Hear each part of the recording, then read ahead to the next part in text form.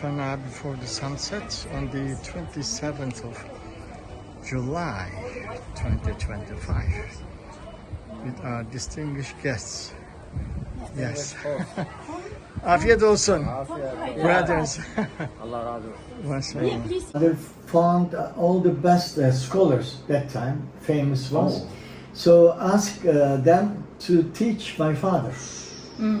And then, of course, he was learning from them and he became a Hafiz al-Quran. MashaAllah. So by that way, he started his career and he served as a muezzin in different mosques and then became imam.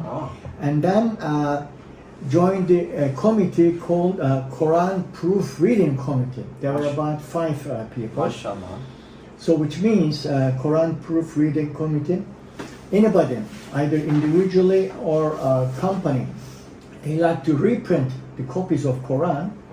They have to print that and bring this copy to this committee. To check. So they, to check, exactly. So all these 5 people, read it, 5 people, and then head of them was my father. So he was not only Hafiz al-Quran, also Hafiz a custodian of the Quran. Yes, yes. In Turkey, this is in Turkey. In Istanbul. Oh my God. So he was. And this committee, sorry, for Istanbul all or for Turkey, all of Turkey? Of course, I mean, Istanbul was the capital of the Ottoman Empire. So, so this is Ottoman time. It was after Republic, after the Republic first Republic established, actually. Because for the high underscoring of the wave, right? So his grandfather was actually Muazzin, right? So because the Ottoman Empire was now just fall off after the World War I, right? And the Republicans started. So they wanted to kind of say, they said, we don't need this religion, right? So they converted, they said, from now on, in the Republican times, the Adhan is called in Turkish, not in Arabic. So like his father... Did you guys know that? No, wait, Turkish. So Ataturk said Adhan has to be in Turkish. Yes. So his grandfather was a Muazzin when he had to call the Adhan in Turkish, right? Then it was changed again in 2050 with Adnan Menderes. Yes.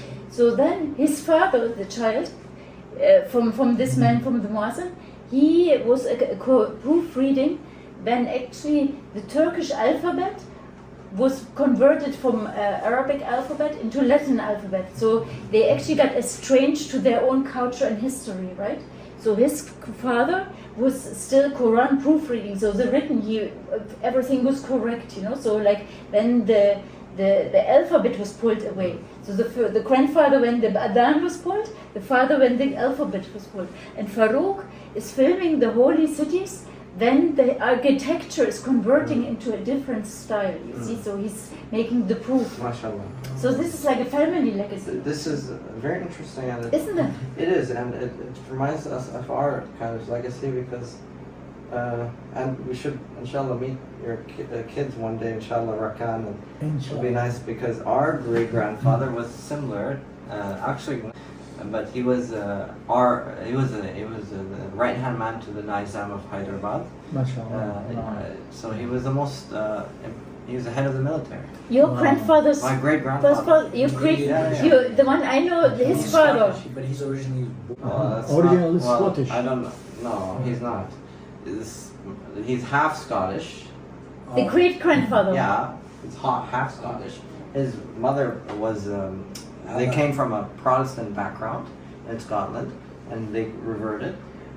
She reverted to Islam, and his father was a Nawab from Hyderabad, who was a minister of forestry in Hyderabad. So he, he studied in Edinburgh. He fell in love with Ella Allen, and they had a kid named Muhammad Amiruddin. And it's interesting because it's like we have a very similar, somewhat like my grandfather.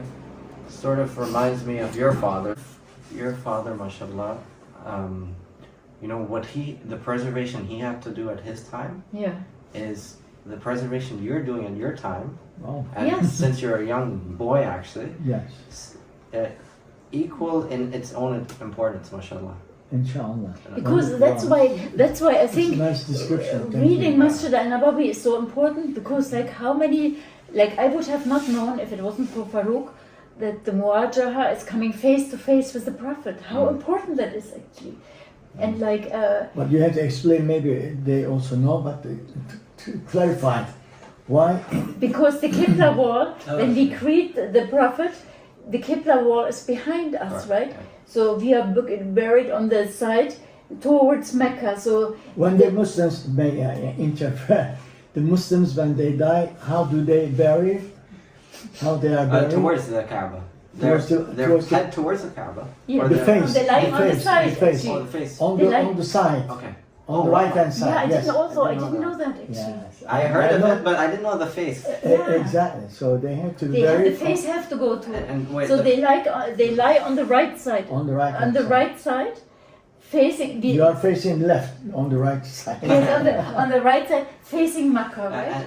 and you're saying in the Prophet. The Yes, of Prophet, course, because the facing- Qibla wall is behind you when you go to the Prophet. Oh, Ya Rasulullah. So you actually come face to face with the Prophet, actually.